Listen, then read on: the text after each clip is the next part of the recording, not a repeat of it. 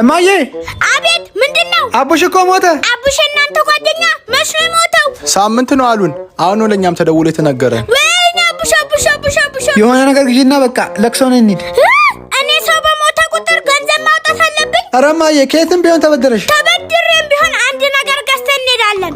እሺ ችግር የለውም። አቡሽዬ እንዴት ያለ ምስኪን ልጅ ነው። አዎ ማዘር በጣም ምስኪን ልጅ ነበር። እናትየው ግን አለች እየበረታች ነው አለች እቹትና የኔ ልጅ እየበረታች ነው። ታዲያ ከሱ ውጪ ምን አማራጭ አለኝ? አቤት ሃይ ፋይቭ ድሪንኩን አሰጣቸውም እንዴ? ለራሳችሁ ልጠጡት ነው እንዴ? ስጧቸው፣ ሀዘናቸውን ይርሱበት። እሺ ልጆች ሃይ ፋይቭን ጠጡ፣ ሀዘናችሁን ያስረሳችኋል።